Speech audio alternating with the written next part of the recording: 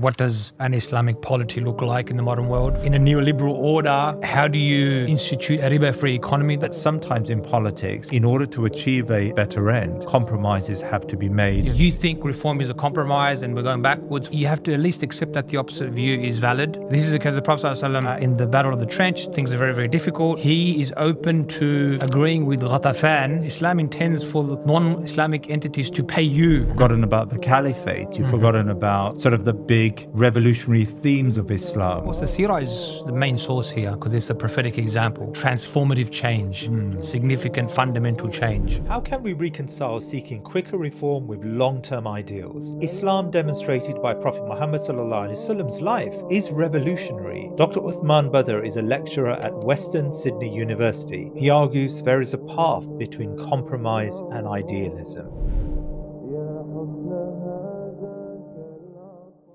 Dr Uthman Badar, we're at the sidelines of the Ummatics conference here in Istanbul.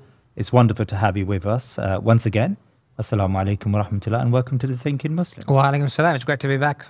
Jazakallah khair. Well, it's great to have you with us, as I said. And today we've got a really interesting topic, because it's a topic where, I sent this topic out to my team, and I had so many responses from people about how they personally find the discussion of revolution and reform a difficult and tricky one, because anyone in that Islamic space, in the activism space, has had to grapple with, how much should we engage with revolutionary, more idealistic forces and impulses that come from Islam, but at the same time balance that out with more tangible material gains that may be more short-term, sort of reformist sort of elements or gains that we have to juggle when inevitably engaging with activism. And I've had to do this. Last year in the UK we had elections, and a lot of people said to me, "Well, you're accepting the system by engaging the system, Compromising. You're compromising. You've lost your ideals. You've forgotten about the Caliphate. You've forgotten about sort of the big revolutionary themes of Islam." So there's a lot going on in my mind, in the minds of my team, and I suspect in the minds of ordinary Muslims who are trying to really make their way in this space. So let's start with the idea of reform and revolution. These sort of two big ideas. I just set out the stall. What's the basic argument here for those uninitiated who may think this is a bit of a mercurial type of conversation? Yeah, no, thank you. That's a very good introduction. It is a tricky topic. It requires careful consideration. At the same time, I think it's very important, and I think it's very underdeveloped. Right. This is why people find it tricky, difficult. It's underdeveloped. In fact, part of what we're going to talk about, inshallah, is the experiences of others who want to also try and push back against the prevailing order, in particular the socialist experience over the 20th century. And one of the things that's happened there is something called the return to strategy. Right. It's a question of strategy. What are we doing? What have we learned from the past? But yeah, I think it's important to maybe first set the scene. And to really show the practical relevance of this. And so it's not just an academic kind of discourse. For me, the context is very relevant. In fact, there are recent examples that show this is very, very relevant and practical. But the broader context for me is the attempts in the 20th century and the 19th century of Muslims and the Ummah at large to revive. The Ummah found herself in a particular spot, and there have been numerous efforts to try and revive the Ummah, to restore her place, and so on and so forth. And all these efforts are good. Any good efforts, any Islamic efforts are needed, and they're good. At the same time, however, I think this topic applies to a certain set, maybe not all of them. We do have, again, even spiritual efforts, intellectual efforts, efforts to bring people back to the mosque are all important in a general sense. However, I think when we talk about socio-political change, there is an element of what I would call depoliticization that some efforts engage in, both in terms of their diagnosis and their prescription. So what that means is, some people will want to say that the problems in Gaza or if there's a war in Iraq or Afghanistan, it's because people aren't praying or coming to Fajr. Okay. I can understand that inclination, but that's a type of depoliticizing argument that is neither here nor there. So we're not talking about them. So we're not talking about them. Right. I don't want to kind of say that's not what we're talking about. Yeah. People who actually engage with material conditions, with society, that's what we're talking about. And when we come to this subset of Muslim efforts, this is where there is a strong kind of tension between people who are more inclined towards reform and gradual incremental change, and others who are a lot more about the ideals and the principles and like you got to do it this way and you can't compromise and so on and so forth. Yeah. That's the kind of back of the envelope conceptual background or context. But we can make this more practical. What's happening now in Syria, there's a very hot debate in Muslim social media with again, a whole group of very sincere Muslims saying that Jalal is compromised or Ahmad al-Shara has compromised. He's doing this, he's doing that. What's the point of he's betraying the revolution. Right. What's the point of a revolution that says Islam, Sha'ab yurid isqat al-nizam, and the Sha'ab wants Islam, and then you come in and you just lean into the world order. And then there's a whole other group of Muslims that I find myself more inclined to, who are saying, well, I love those ideas, we all want them, but what do you want him to do right now? No space. Yeah. In fact, there was a really good recent article published by Muftah, by Muhammad Bushra Riyad al-Arayan, titled "That is the new Syrian state really revolutionary?" Which I think is an excellent account. It's not making an argument one way or the other, but it's an excellent account that kind of saying we need to pay a lot more attention to the structures. This is not about Syria. Any state-building effort in the late modern world has to do with the power of capital, has to do with the power of the neoliberal order, and so on and so forth. So that's a very, very relevant discussion as there are other examples. So I think that's the context that's important to keep in mind. And of course, we can look at the argument, but that's the broad two sides. Yeah. And in a sense, it's a kind of clash of moral ideals and pragmatic realities. Right. And how do you navigate these two? So I think that's the context, but we can unpack this more. And set out the sort of Islamic positions, the normative positions of both sides. So the reformist side will have an argument, and the more idealistic side will have an argument. Just sort of set that out very briefly for me, please. Okay. So, yes, I think, so this topic has both normative sources for us, Islamic, Quran, Sunnah, Seerah. Yeah. And then we can also learn from certain practical, empirical examples that we can come to later on as well. Right. Normatively speaking, of course, the Seerah is the main source here because it's the prophetic example, sallallahu alaihi wasallam. And clearly in the prophetic example, there is revolutionary or radical elements. I should say when I say revolutionary and radical, I'm talking about like transformative change, significant fundamental change. And that's important because a lot of times revolution gets attached to violence necessarily. That's not necessarily the case. Right. We can talk about that.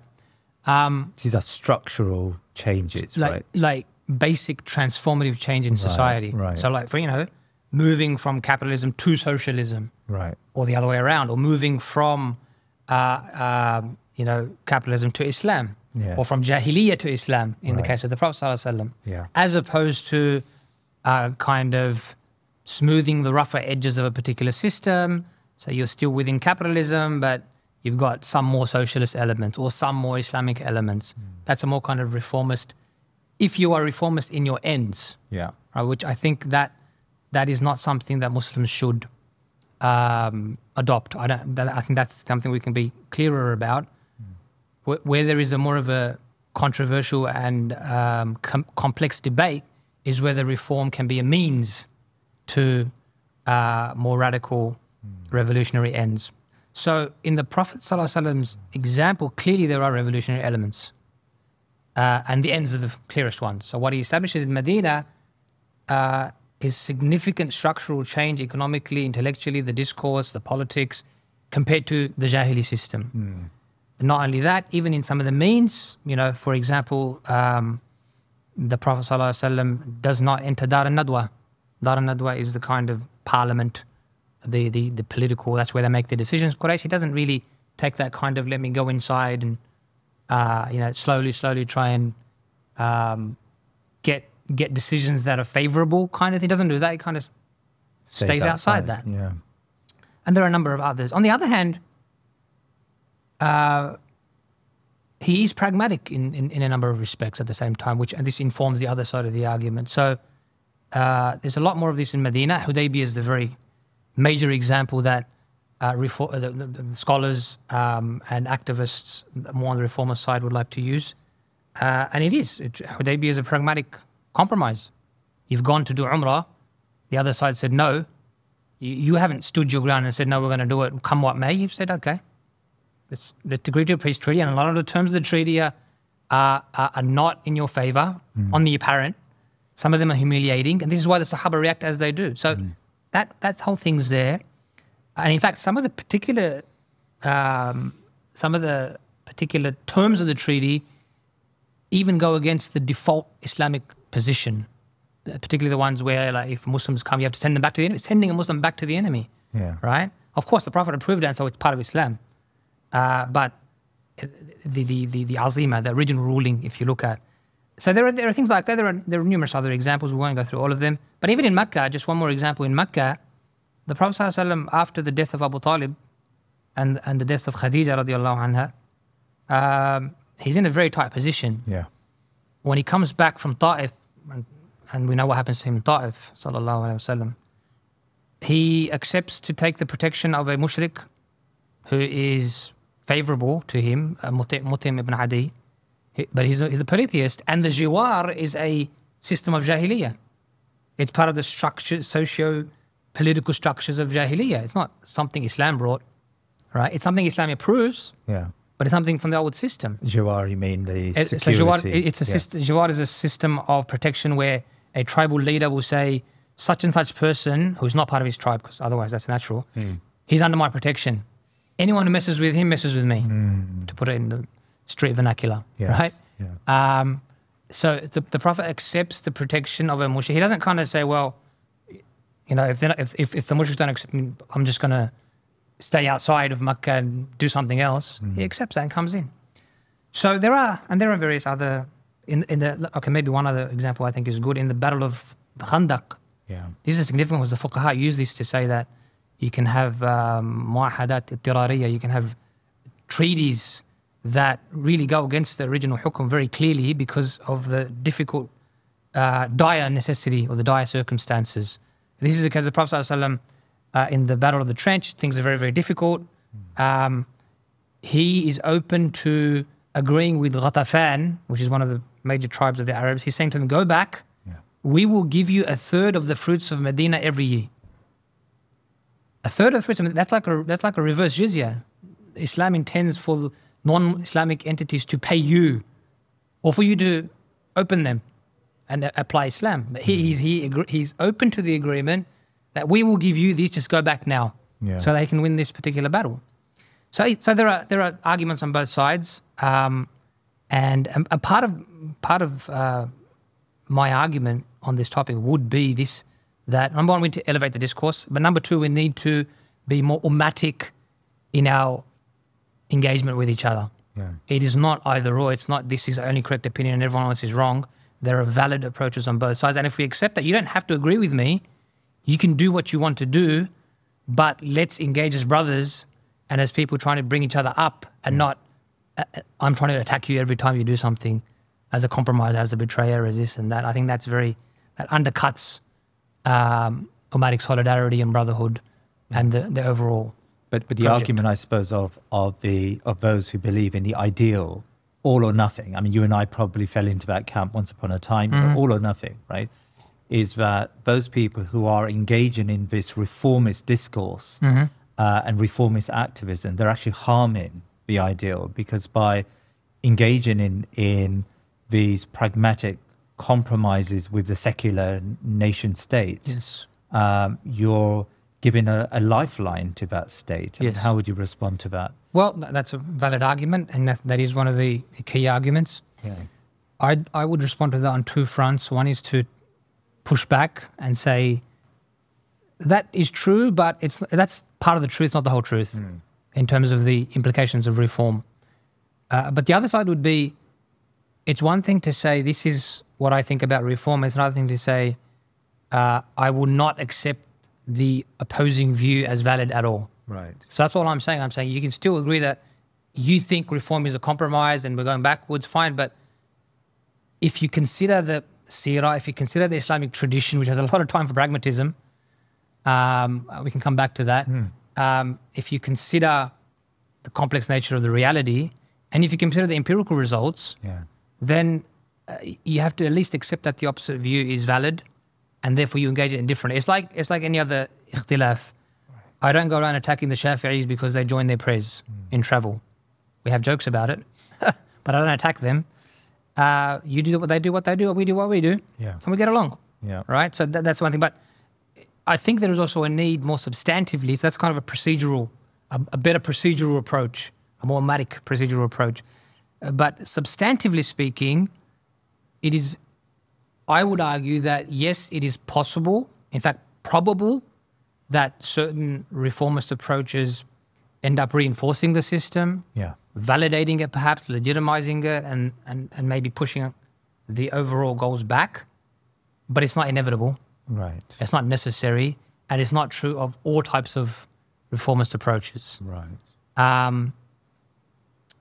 Now here we can talk about 20th century experiences that show different things, or Islamic examples. Yeah. You know, in the Islamic context, and we were talking about this earlier, we're given examples like, for example, Morsi, Muhammad Morsi, rahimahullah, in 2013, comes to power via a kind of gradualist reformist approach. 1 year kicked out, and we're kind of we're kind of back to square one, right? Or at least those approaches are back to square one. And we're given an example of Nahda in Tunisia and various other approaches to say, well, it hasn't worked, it's failed. Yes. But I think that needs to be nuanced. Like, there are other gradualist approaches that, whilst not arriving at the end goal, no one's done that, by the way, so that has to be a fair assessment, have won significant benefits and significant advances for the cause. So just two very quick ones. Number one, in Turkey, where we sit right now and have this conversation, we probably couldn't do this 30 years ago, 40 years ago, right? Yeah. Now that's just an example to say that the space that has opened up for Islam and for the Islamic project in Turkey has opened up through a gradualist reformist approach. You have to accept that, and I'm not an advocate of that. I still have strong inclinations for working outside the system, for structural change, for all of that. But we just have to be fair in our assessment analysis. That's opened up the space. That's a benefit. The other example very quickly would be Syria. I don't think anyone with an Islamic project or sentiments can argue that the fall of Assad is anything but a very, very good thing. Incomparably so. Like what we have now is incomparably better than what we had before, irrespective of, yes, there are various, very significant challenges. But it's progress. That progress has come by another gradualist reformist approach. Yes, that's contestable. Some may argue that there was more of a revolutionary wave that led to that, but I don't think you can contest the fact that in the last 4 or 5 years, and particularly the way in which Damascus fell, was through HTS, Ahmad al-Shara and others, for example. There's many elements, but for example, cooperating with Turkey, with the Turkish state, with Turkish intelligence. That's engaging with the system. Right? So I think these, again, the point is not to say that these examples show that this is the way and the only way, but it should allow us to have some pause when we say, well, clearly reformism has failed, and it failed here and it failed there, and now we've only got this other approach. And my last point would be, at the same time, the other approach has also not really gotten us, in fact, I would say similar thing. The other approach has given us benefits. There's been progress, but we're almost equally as far from our objective as we are on either side of the coin. Great. Okay. You've studied socialist groups and socialist movements throughout the 20th century and this, the early part of this century. And off camera, we had a conversation about this. And of course, we believe that Islam has its own depth and its uniqueness to it. So, you know, we're engaging in a conversation about Islam, and inevitably the normative sources, the Islamic sources, guide our thinking about Islam. However, it's apt to learn from the experiences of others. Socialists have had a very similar conversation for the last century and a half, 2 centuries, about reform and revolution. Just explain that conversation to us, like establish what is it that they're trying to wrestle with and how we can learn from their experience. Yeah, absolutely. Our normative sources are from Islam exclusively, but our analytical sources, our conceptual sources, empirical sources, understanding the reality of the world, they are not subscribed within Islamic sources, and that's not the point of the revelation anyway. Explain that to me, because I think that's a really underrated point. Explain that. So this is fairly uncontroversial. The revelation comes by and large to establish guidance. Yeah. So there's obviously the theology, the fundamental reality of the world. It's created, there's Allah Ta'ala, etc. Yeah. So the aqidah. But when we talk about human action, the revelation is the fuqaha and the usuliyin say libayani shar'iyat. It's to expound on shari ahkam, which are moral, and they guide our action. How to act, what you ought to do. So they answer the ought questions, by and large. The is questions, the empirical questions, that's not the Sharia's purview. In other words, it'll come to tell you, like, which. So it's not going to teach you how to farm the land. Right. Okay. How to pollinate. That's the classic example, right? Yeah. But it will tell you that if you are a farmer and you have a harvest, then this much is due as zakat or as ushr or as kharaj to the authorities for these purposes, for these things. And, various other. So it's there to answer all questions. It's not there to answer these questions. However, any problem that we face has both elements. I have to understand the moral imperative, the hukum shari, but the hukum shari applies to particular realities. I need to understand those realities, and the task of understanding the realities is for the human mind. It's for human reason, and it's a collective conversation because we can learn from others, in a nutshell. Good. So in this respect, I think the socialist experience is instructive for us. It's not only the socialists, there's others, but the socialists have probably been the most clear example of a community or a grouping of people who are also trying to resist, change, overcome the prevailing order, the prevailing liberal capitalist order. Secular, well, they don't mind the secular part of it, but the liberal capitalist part. And not only do they want to do that, they've been trying since Marx, at least. Socialist goes back before Marx, but a century and a half at least. So I think that's instructive. Now, kind of, again, back of the envelope, brief outline of that experience. It's very soon after Marx. Marx dies, I think, 1883 or 1886, in the 1880s. Within a decade of that, in the wake of the Second International, there is a debate amongst socialists, amongst Marxists, about whether reformist or revolutionary approaches are better. Edward Bernstein's an important figure in this debate. He publishes a book in 1899 called Evolutionary Socialism. Right. And again, I think that word's important because some of the times in our discourses we talk about evolution versus revolution. In fact, I should say a lot of our vocabulary comes from not just socialist discourse, but secular, capitalist, liberal discourses. It's not a problem necessarily, but we need to think about that as well, by the way. I'd like to come back later to think about, because not only is reform and revolution and radical thought and pragmatism, all of these concepts, categories, are not only secular but modern. Right. In fact, they don't even exist in the pre-modern world. There are different categories. But of course, Islam has its own understandings of transformative change, so it's worth talking about how we conceptualize this. Ihya, tajdid, nasr, fath, iqamatuddin, i'la kalimatillah. But we can come back to that. So for now, to use those categories and terms, we do talk about evolution versus revolution. So Bernstein in 1899 says, you know what? I love Marx, but he got some things wrong. And ma'al asaf, with apologies, with respects to the master, he got some things wrong. Capitalism is not as inflexible as he said. So he kind of pushes back on the historical materialism part. It's not fixed and inevitable. And he's kind of right, because by that time, capitalism has already smoothed its own rough edges in some respects. So he says, look, if we can do that, we can push through this. We can go through parliament. We can have parties. We can work for reforms, and through that means work our way up to socialism or to a more socialist order, right? Rosa Luxemburg is another very important figure, and I'll stick to these. There are many others, but Rosa Luxemburg is another significant. 2 years later, she publishes a pamphlet titled "Reform or Revolution," and she has Bernstein in mind, and she's explicitly refutes him and says that, in short, reforms are not bad, but if you end up with a reform-only approach, you've missed the whole point. That's not reform. Reform is appreciable. It cannot take us to where we want to go. It cannot lead to the end of capitalism. Okay? And there are other arguments there, of course, like which her and others make about reform can kind of, which we said before, legitimize the system, placate the system, delay the revolution.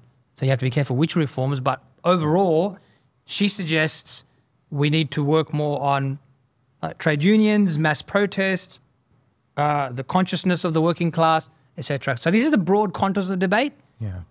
And then throughout the 20th century, you see the fruits of that. So on the one hand, you see socialist political parties. And these are all across the West. The Labour Party in Australia and in the UK have socialist roots, have roots in the trade unions. Yeah. Right? And so what we do, so again, I don't want to go through all of it, but I think what we pick up, what do we pick up? You pick up certain understandings about reform and its limitations. So a lot of these parties have ended up in a place you don't want to end up. Like a lot of the Labour parties. Tony Blair. Blair, that's probably an extreme example. A lot of the Labour parties and the Democrats in the US, so the left, the mainstream left parties, have ended up like right here with the mainstream right party. And it's like, what's the difference between you guys anymore? So that's clearly we don't want to end up there. At the same time, there are others. So there are more Greens parties, bit better, but still kind of ended up in a weird place. And this is a debate that is perennial amongst socialists between the radical left and the more kind of mainstream left. That's a broad thing. There's other aspects, but I don't want to go on too long. I think the other thing maybe we can come back to is the reforms. There are significant reforms that are won, but then they're undone as well. So maybe we can look at that a bit later. Well, yeah, I mean, maybe it's worth looking at a lot of that now because, of course, looking in from a sort of an Islamic perspective, we would say, hey, here we go. We've got revolutionary parties that believe in overturning the system. And Bernstein and others, Beatrice Webb and others, they talk about the inevitability of gradualism and the idea that joining the system does not take you away from your idealistic goals. But within time, the system civilizes, in inverted commas, moderates those parties, domesticates those parties. And so we end up inevitably with political parties that today look and feel like neoliberal parties. In fact, the third way, what was this sort of compromise or this point that the Labour parties got to, the liberal Labour parties got to, where they argued that capitalism is actually a very good system. And what we probably need is just to inject the system with a few socialist values or very moderate socialist values, that they got to a very compromised position. And I suppose the fear of the Islamic side, those who seek idealistic solutions, is that is the lure of the system. The system is going to take you to that point where, and Nahda maybe in Tunisia is a great example of that, right? Here's a political party that comes from, Islamic roots, but by the end of it, you can't really tell the difference between what they're calling for and what the mainstream secular parties are calling for. Explain that. Tell me a bit about that. Yeah, so look, it's a great point. And that is a grave danger of the gradualist approach. Is that inevitable? It's not inevitable. My argument would be that it's possible, even I would argue it's probable, but it's not inevitable. Right. What that means then in the end is that we have to be strategic in our thinking. We have to be careful in what we do, and we have to reassess. You don't have to kind of have a fixed approach and then, it's that or nothing else. So I would make 2 points on this. Number one it's always important to balance both sides of the argument. You can look at the reformists and where they ended up and say they ended up in a really bad place. Oh. But you should also look at the revolutionaries and, Lenin and Stalin didn't end up in a very good place either, right? Of course, Muslims will say, well, that's not us. But it's an experience of revolution. In fact, every great revolution, that means total basic revolutions, have only come with extreme, significant levels of violence and disruption. Starting with the French, the Russian and the Chinese are the three major examples of that. So you have to look at the other side. Now, again, as I said, Muslims will say, well, that's not us. We have a different approach and this and that. What can we take conceptually from this? This is what I was pointing to. Yeah. A lot of the Socialist Party ended up in bad spots where you don't want to go. And that, again, I want to say that is a grave danger. You have to keep that in mind. Yeah. And you have to consider that. However, there's a lot more to learn for us. So again, because history doesn't, there's no copy pasting. It's not like because it happened to them, it's going to happen to us. It's a more question of what can we learn and how can we adopt and adapt within our own frameworks. Yeah. One of the important things to keep in mind is that there were, like I've given examples of significant reform-based progress for Muslims. Yeah. There was significant reform-based progress for socialists. The New Deal in the 1930s, in the wake of the Great Depression, was significant. It was very significant adjustments, no doubt, but for workers, increased minimum wages, unemployment benefits, welfare, a lot of this stuff came in the New Deal. Yeah. At the same time, the New Deal, within about 40, 50 years, by the time of the neoliberal era, most of that was undone. Okay, which did two things in socialist circles. Number one, it brought the debate of strategy back on the table, and it allowed the revolutionists to say, "I told you so. Luxembourg was right. Lenin was right. That's capitalism. It's come back to." Yeah. So, and they said that. However, I would argue that more nuanced, closer readers, even among socialists, have made a slightly different argument. They've said, "Well, let's think about this. If reforms only placate and legitimize," this is Machiavelli's argument, by the way. Machiavelli in The Prince says, he's advising rulers should give the people the reforms they want before they're forced to.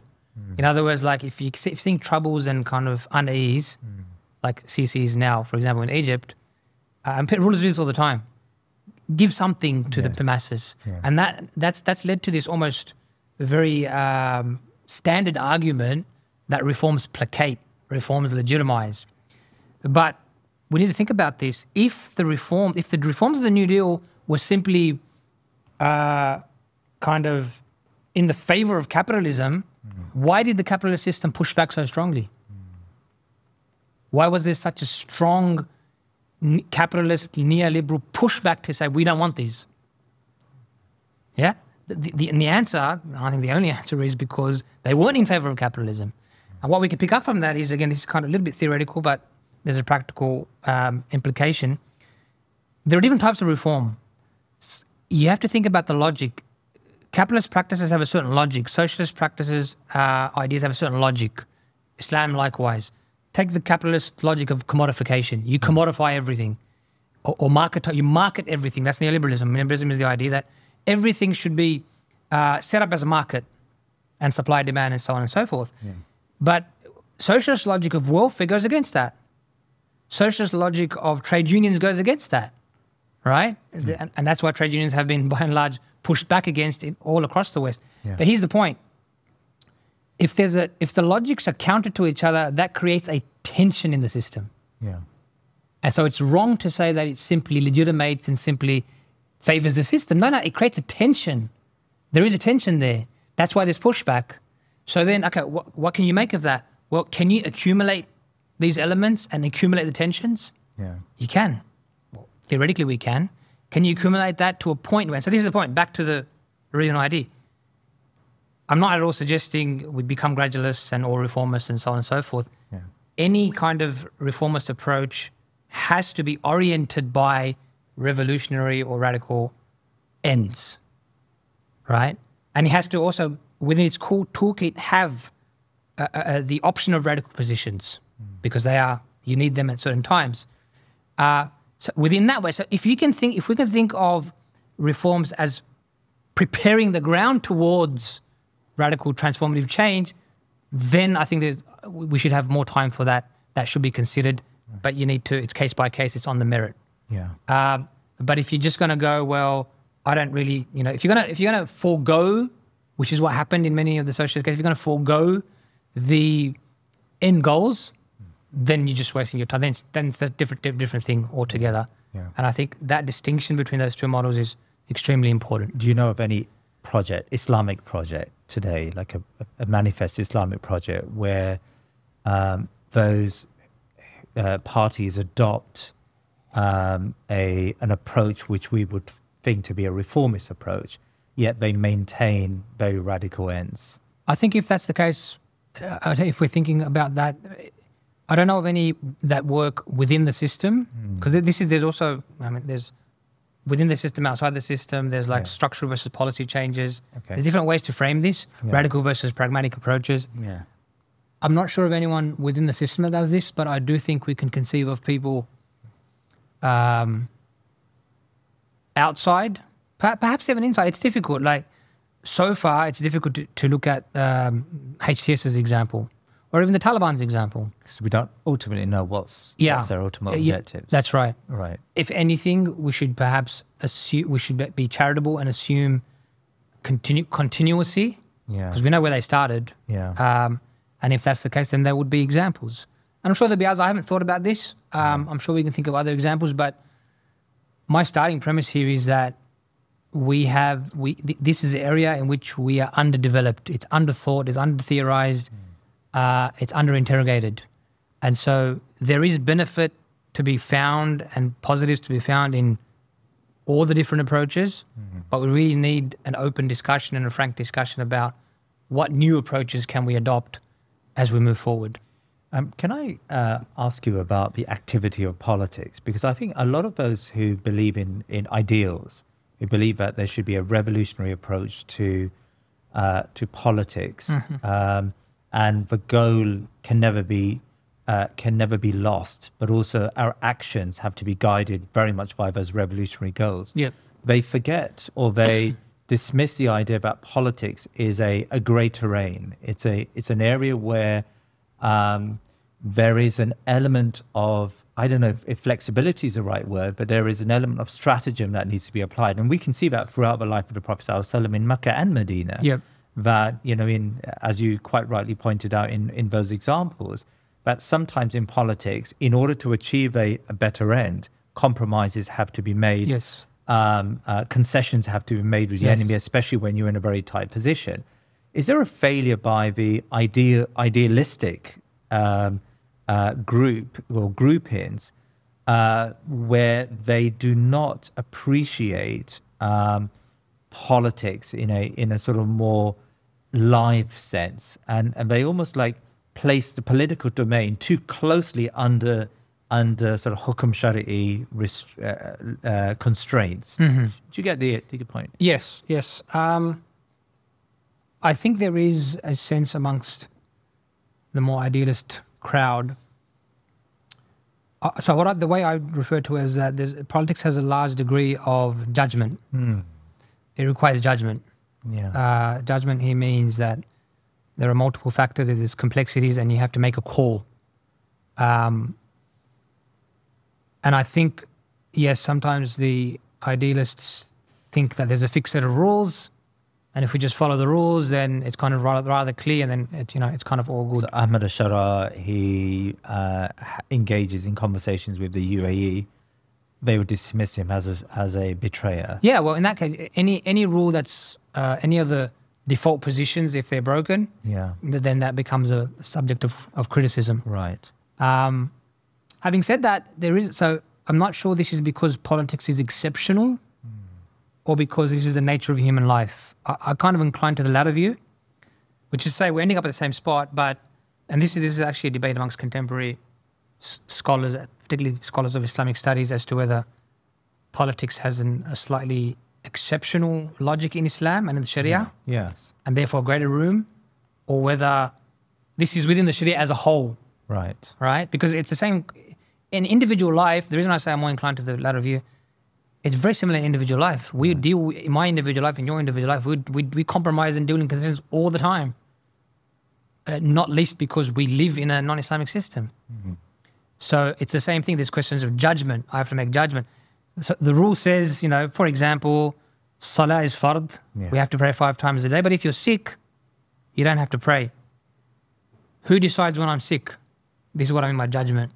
So that rule of the concession is going to apply when I am sick, but only I will judge when I'm sick. And there'll be some further rules. Well, so the fuqaha will say, well, you should go to a doctor. It should be a Muslim doctor. Should be an upright person, trustworthy, so you get the good judgment. But really, in the end, we all know.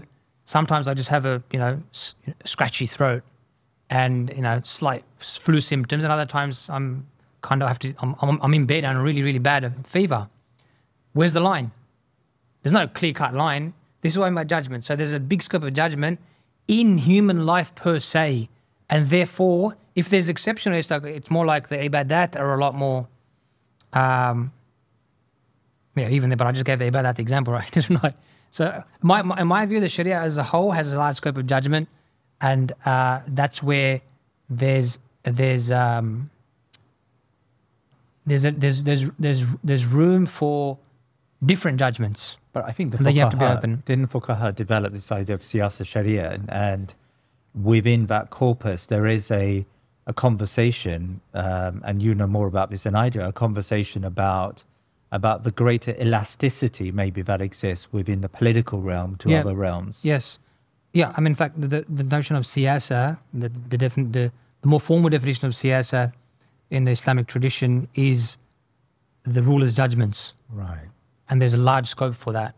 But it's not complete open scope. There are boundaries, there are limits, should be oriented by the ends and so on and so forth. Yeah. But again, that discussion around whether this is just in siyasa or there's something more fundamental within usul as a whole is another. It's a theoretical debate. We don't have to resolve that one.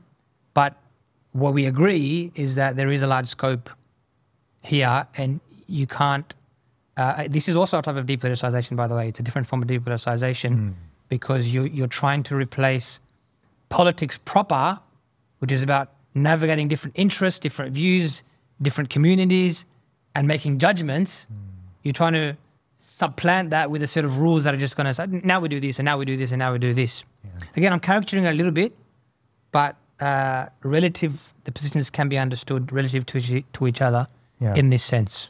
Can we talk a bit about those guardrails, then, the red lines? Because, of course, Turkey is an example. Now, you mentioned, I know you weren't praising it outright, but you mentioned, the achievements of the current Turkish government and state have been quite numerous. Women couldn't wear hijab. Yes. Now they can wear hijab, right? Islamic schools are flourishing, where in the past they were heavily regulated. Muslim life, generally speaking, in this country is far more amenable to an Islamic life. There are people actually who believe in those ideals who have moved to Turkey in order to live Islamic lives, right? So, we have all of that. But at the same time, the government has had to make some very deep concessions with the capitalist order. Yes. Interest rates is a great example of that. I know Erdogan, the president here, he had this philosophy of lowering interest rates, but that became structurally untenable because, of course, the system doesn't work like that. And so he had to reverse course, and now interest rates are going up once again. And that is, deeply concerning, I suppose, for devout Muslims who believe that any amount of interest is a problem. So, within this elasticity that we've talked about, is there a permission to commit oneself to haram actions maybe, or haram policies or problematic policies in order to get to an ultimate Islamic goal? That's a good framing. And in fact, I think there are more significant compromises than just interest. Right. Give us those examples. Gaza. Yeah. There's a genocide going on. You can fill in the gaps.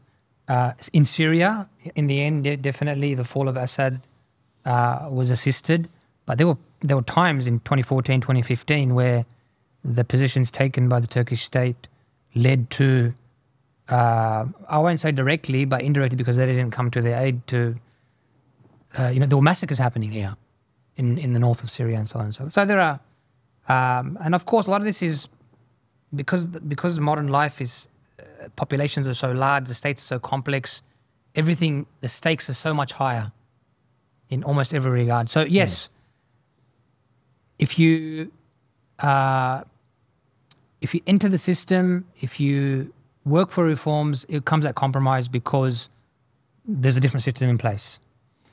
Having said that, it's not as if you stay outside, you don't. And even this inside-outside needs to be interrogated, because I would argue there's no complete outside unless you go to Mars, but even Elon Musk is going to probably get there before you, so there won't be an outside. You have to go further out to Jupiter.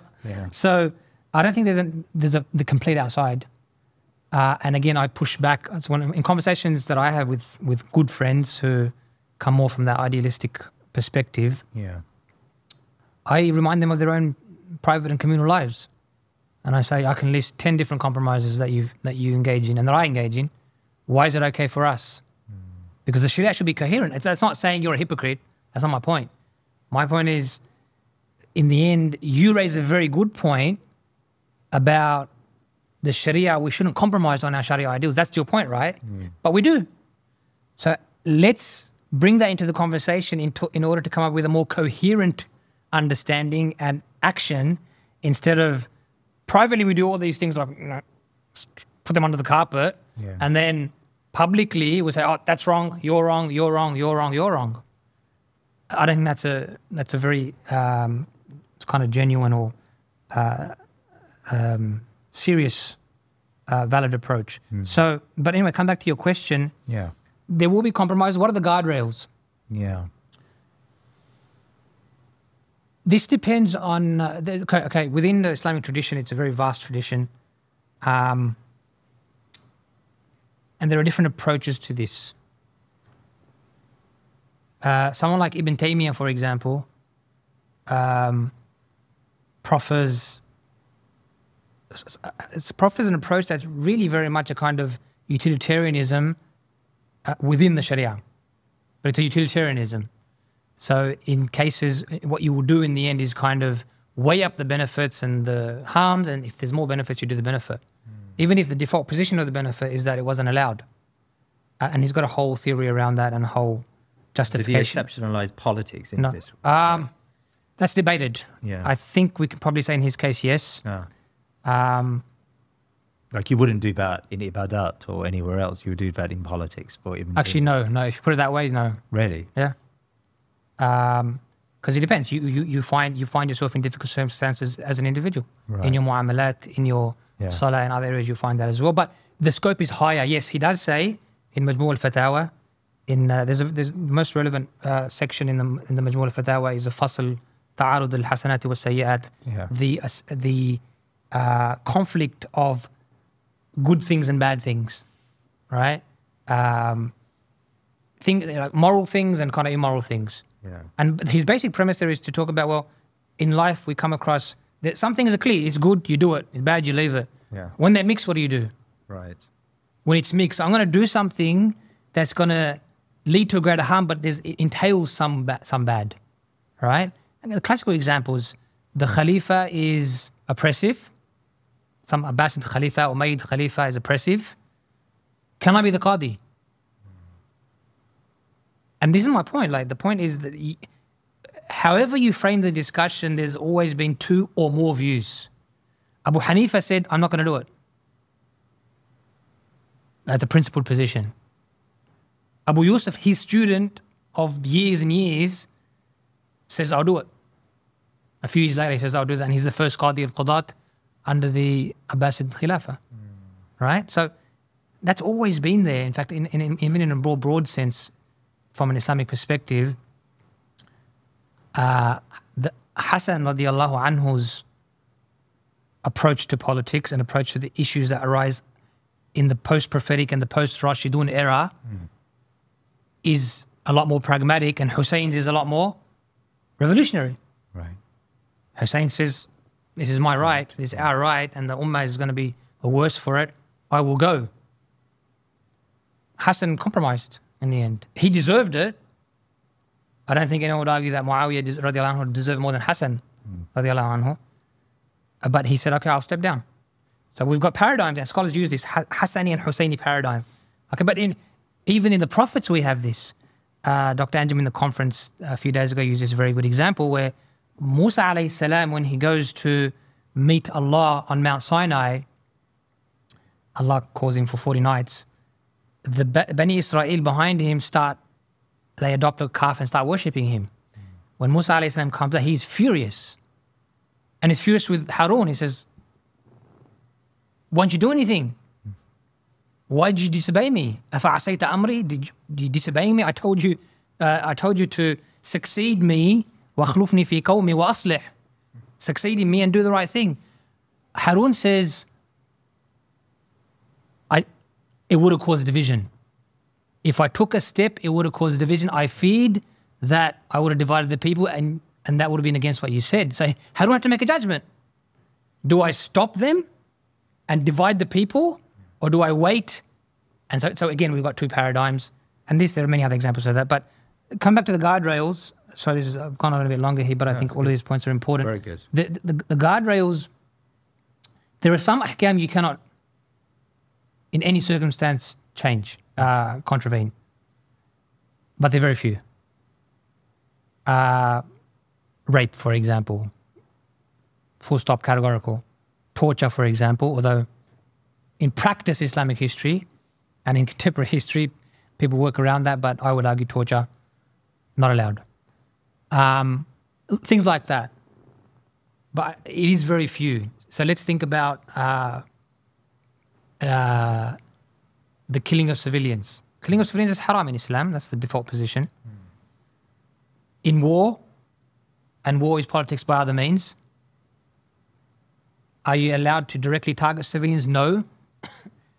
What if the collateral damage in a particular, there's a fortress and it's hoarded up and you have to use, in those days there used to be catapults. Yeah.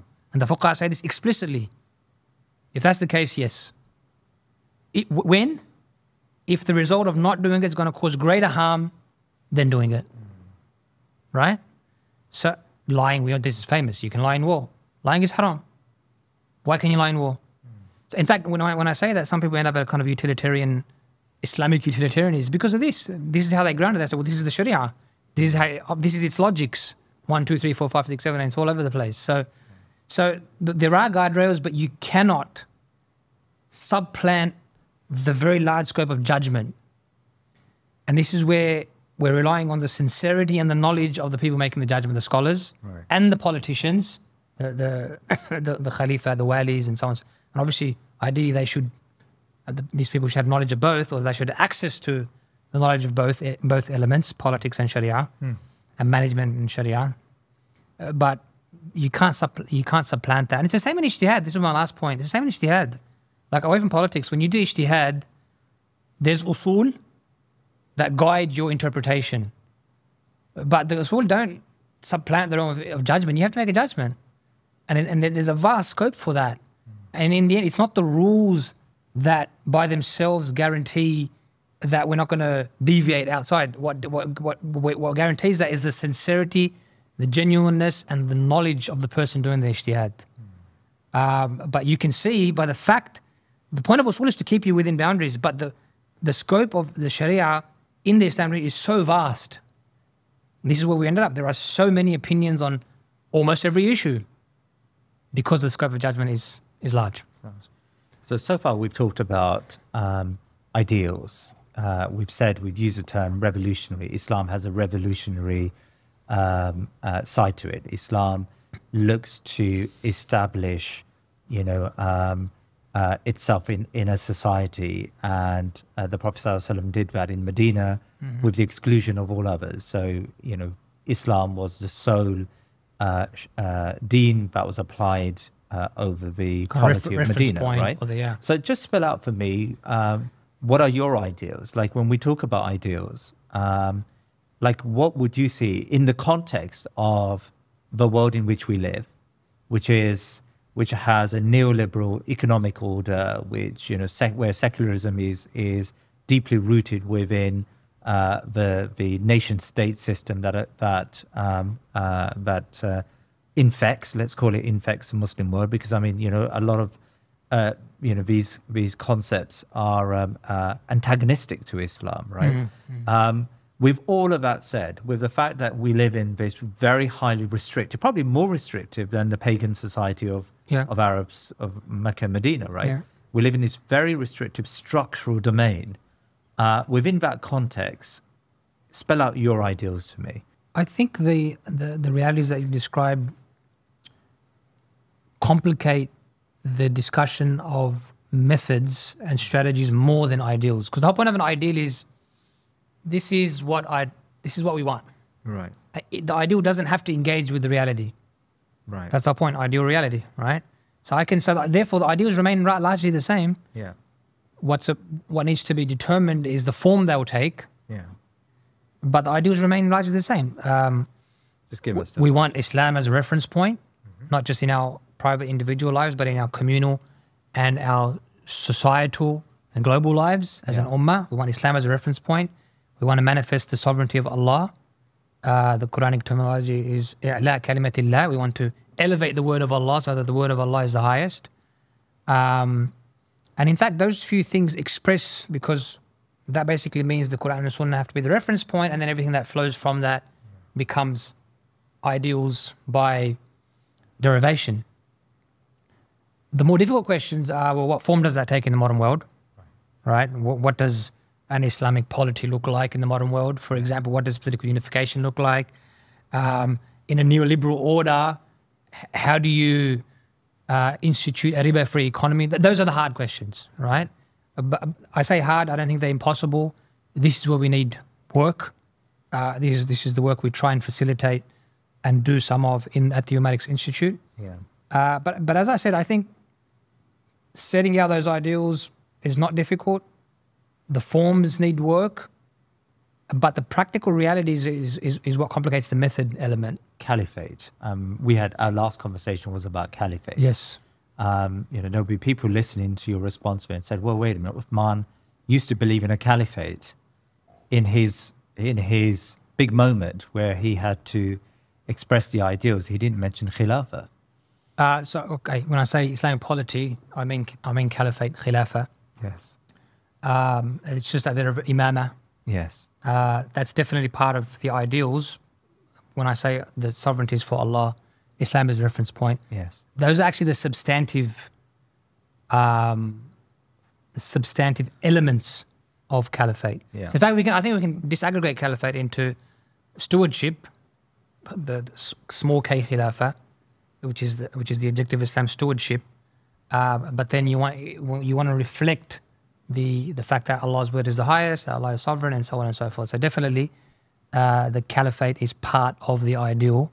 I have not stepped back from that. Yes. But again, my point is that it's the question of form. Okay, so let's talk about that method. form, because in a way, this informs the conversation today. You would, I think it's fair to say, you'd probably entertain a wider array of forms in that pathway to a caliphate, that journey to a caliphate, than maybe you would have previously. Yes. Like, just explain that. Yeah, definitely. So I think being open to different forms within the mandate of the Sharia is part of this discussion. Yeah. And again, it's one of the points of ikhtilaf amongst people, scholars, and individuals who work in this field. Yeah. This is not an area that I want to work on to be able to provide more kind of concrete differences. But if I talk of others, does the caliphate have to be a completely centralized, unitary, unification of all Islamic countries? Yeah. Or can it be more decentralized? Can it be federalist? And it is not me. There are Muslim scholars who have articulated these views for a long time, not now, going all the way back to the start of the 20s, following the fall of the Caliphate. Yeah. In fact, straight after the fall, in the wake of the fall of the Ottoman Caliphate. And of course, in fact, Dr. Anjem has written about this in his original paper, Who Wants a Caliphate? He's written about the various models historically of the Caliphate. Yeah. So in part, it's a question of one's understanding of how expansive or restrictive the Sharia is, On the other hand, it's also, and this is a function, the difference is a function of how historical or ahistorical your understanding of what we need to do is. How much are you informed by history? Islamically speaking, historically speaking, the Caliphate took various forms. And so what does that mean for today? Part of the thing is like, I'm not inclined to the idea that we need to set out the model completely in advance. Right. And this is the other point, going back to reform and revolution. I think a lot of the takeaways from the socialist experience, from everything else that I spoke about, is the need for a kind of non-linear, non-sequentialist, more of a recursive, iterative process of method. So you have your boundaries, you have your kind of principles, which we've elaborated, but then what's most important is a close reading of the prevailing reality. What's happening? Where are the opportunities? What works and what doesn't work in terms of tactics and strategies? And then, instead of going, well, now I've set my plan, here's my phased approach for the next 20 years, and that's what I'm going to do regardless of what happens. No. You need to reassess in 6 months, in a year, in 5 years, in 10 reassess. Has the reality changed? Have cracks opened up elsewhere? And in fact, one other point that I picked up from my study of the socialist experience, and which is my last point on this, the technical kind of term is our relation to historical time. But what it means is, let me just give examples. Sometimes the idealists have this approach where, or the revolutionaries have this approach where revolution is always just around the corner. Yeah. The goal, in the case of the socialists, the fall of capitalism, and in the case of Islam, maybe the Khilafah, is always around the corner. Yeah. On the other hand, the reformists have this approach where the change is so far into the future, you don't need to worry about it. Right. It's delayed indefinitely. And I think both of those relations to historical time are problematic because they come back and impact what you do. If you think the change is just around the corner always, you're going to be short-termist. Right. Straightforward. Why would you plan 5-10 years ahead? Yeah. It could be next week, right? And then the week after that, and you just keep delaying the inevitable. Yeah. But likewise, if you think it's completely inevitable, you're never going to think about that. So you need to be open to that. Overall, it's a long-term thing. But if there are ruptures, I need to be open to capture that reality and capture the opportunity, And that's only going to happen if I'm oriented by the more radical revolutionary ends. Yes. Even as I may engage in reformist strategies and approaches as a matter of means and method. And I suppose the one iteration of this more idealistic approach would argue that there is a methodology, and that methodology suggests that you need to wrestle power from the deep state, and remove completely that layer of elites by way of revolution, by way of a coup, by way of army generals taking over, and that's the methodology that is informed by the Seerah. Like, how would you respond to that? Well, I think that rests on an incorrect reading of the Seerah, number one. But I hold it as a valid view. Okay. I don't attack it as kind of like invalid. It's an approach. You want to do it, good. Yeah. So that's one point. It's not the only reading of the Seerah. There are multiple readings, and if my view is that that's a kind of a weak one. Yeah. We probably don't have time to go into that right now. Right. My other point would be, again, as we assess the reformist approaches, and we should do that critically, and we have said failed here, failed here, failed there. We should have a similar critical evaluation of the revolutionary approach.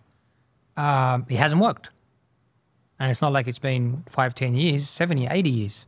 It hasn't worked. So how does that factor in? Do you keep saying, well, since we've ticked the kind of Shari'i boxes or the moral boxes, again, for me, this is a manifestation of a depoliticization.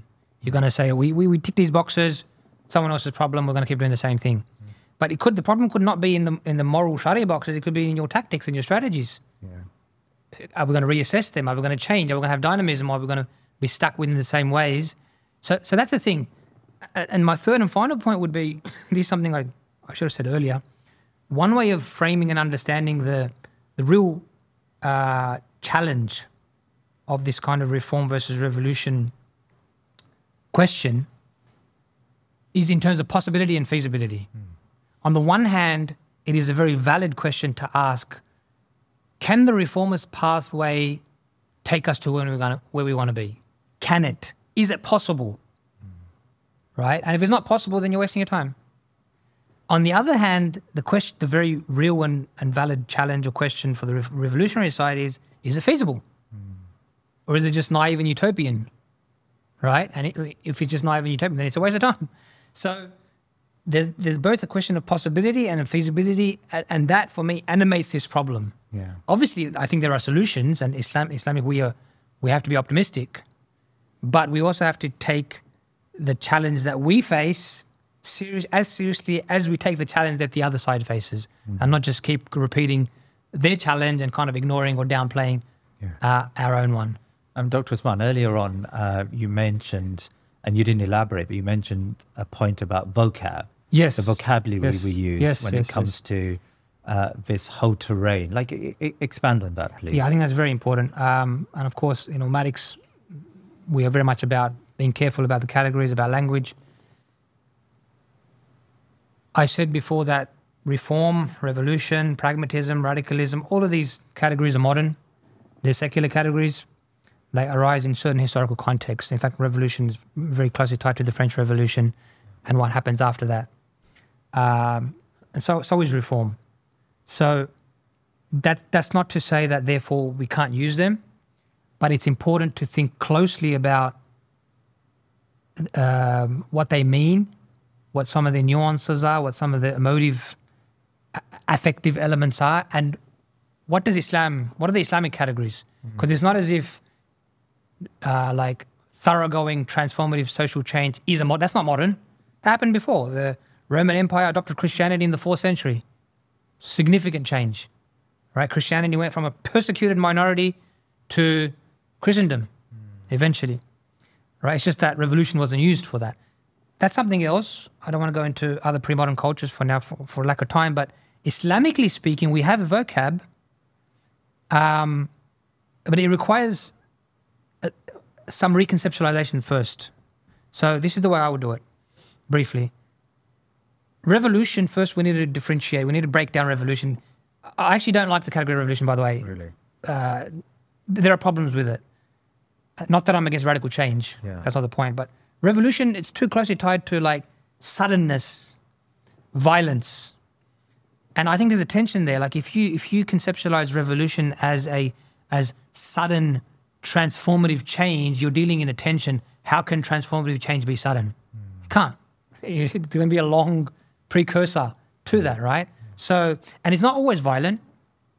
Of course, the question of violence also should, I think, be spoken about. I think there are some cliches we deal in and we just adopt from liberal ideas. It's a lot more complicated. But to stick to this point, I think the better way to look at revolution is in two elements.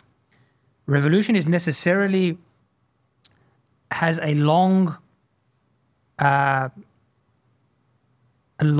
struggle that is intellectual, political, social on various fronts. And then it has a rupture moment. So we need to break this up. The revolution is not, revolutionary change is not sudden. The rupture moment is sudden, okay? But you need that long-term hard work, right? And that's really the difficult one. That's the long one. That needs the strategizing, but you need to be open to the rupture, right? And you need to be also think about that. Yeah. If we think about it in these terms, then I think now the Islamic vocab fits in. The Islamic vocab of social change is along the ideas of tajdeed, ihya, revival. Tajdeed is also kind of renewal, revival. And then we've got these other categories of like nasr, fath, ila kalimatillah, which are important. This is what I was talking about. Like, the point of language is that the way you conceive something is always going to be tied in some senses to your metaphysics, to your fundamentals. So think about the difference between revolution and fath or nasr. Revolution gives you the sense that you flip the tables. So revolution, you flip things around. And kind of like you did it. Fath and nasr ascribes the change to Allah. Fatah is an opening from Allah. Nasr literally means aid, support. From where? From Allah.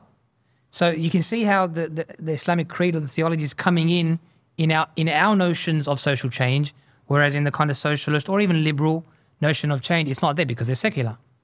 So there's a lot more that can be said, but to come back, for me, those two phases would be basically, in Islamic terms, there is a long process of ihya and tajdeed and islah. وَمَا أُرِيدُ إِلَّا الْإِصْلَاحِ Salih alayhi salam says, Allah says this in the Quran, there's a long process of islah that ends up in fatah and nasr and i'la kalimatillah, and elevating the word of Allah. I think those are the vocabularies that we need to work with. Does it mean we can't use the others? We have to always use these? No, because it's just that's kind of a barrier. Like if I'm discussing in a Muslim context, yes, I think we should use these terms more. But when it's a more of a common discussion, then it's not always a simple way out to simply use Arabic terminology. But I think over time, through this kind of work, we can make it more in currency. That's how I would look at this.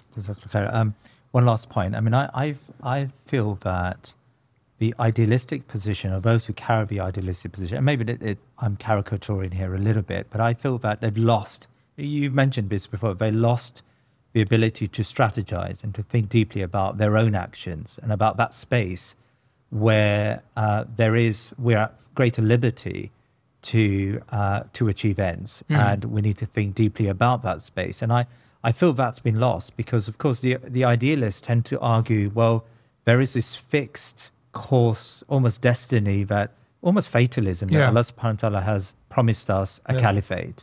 And a caliphate's around the corner. And so we just have to keep doing what we're doing, even though what we're doing isn't working. And it's obviously not working. And there is no strategy to achieve that. But we need to just keep doing it because one day Allah subhanahu wa ta'ala will give us victory. And that's sort of the approach which I find quite problematic. Can I ask you to comment on the approach of Salahuddin Ayyubi in a sense, because I do believe that politics gives us greater elasticity when it comes to using our discretion in that space which isn't heavily guided by Sharia. And even if that space is guided by Sharia, like Salahuddin Ayyubi, rahmatullah alayhi, he made some fairly big compromises, I would say, joining with the Fatimid state, right? Unifying Syria did involve fighting Muslims, right? So, like, how do we understand? And we line as we say Salahuddin Ayyubi was a great general, a great man, right? So, like, how do we interpret the actions of Salahuddin Ayyubi from an idealistic lens? Well, first of all, I think it's not necessary that if you're idealistic, you are not strategic. It's unfortunate that sometimes is the case. It doesn't have to be the case. So, but I think it's very important if you supplant the realm of strategy with just moralizing, that's a problem. And then you're going to just do the same thing again and again, and it's not going to work. You do need a means end. That's politics proper. Like, it's about understanding the particular prevailing realities and figuring how do I get from A to B. And not only that, figuring out how I do that given different views, opinions, strategies, interests. That's politics. So I think that's very, very important. Salahuddin, rahimahullah, and I have to acknowledge here, I really enjoyed your podcast with Dr. Abdurrahman. I enjoyed that thoroughly. So Abdurrahman Azam, yes. The Sunni revival and the rest of it. For me, Salahuddin really is a point that the idealists have to grapple with, and I don't think they have. No. In the framework that I'm suggesting, I think is very good. He's aiming for radical change. He wants to win back Jerusalem. He wants to open Jerusalem, take it back from the Crusaders. He wants to unite Egypt and Syria. Radical objectives at the time. We have to keep in mind, one thing I think I've kind of missed is radical change doesn't always mean the end goal. Sometimes there's radical steps. And this is a pushback against the reformists. Sometimes the reformists always paint radical moves as naive and utopian. No. The two very few examples from kind of universal history or Western history, not universal. The way slavery was ended in the US, Abraham Lincoln put out a Emancipation Proclamation in 1863. 2 years later, 13th Amendment. There were 4 million enslaved people in the US at the time. That's not pragmatism. And I don't know anyone who now would say that was a bad move. Right? In British India, at the start of the 20th century, the idea that the vision of complete independence from the British was a radical idea. Yeah. But they adopted it and they worked for it, and it took them 50 years and they achieved it. So that's definitely there. But coming back to Salah ad-Din, when I think about Salah ad-Din now, again, I think about the debates around Ahmad al-Shara. Because what I'm hearing from the idealists around Ahmad al-Shara is just he compromised here, compromised.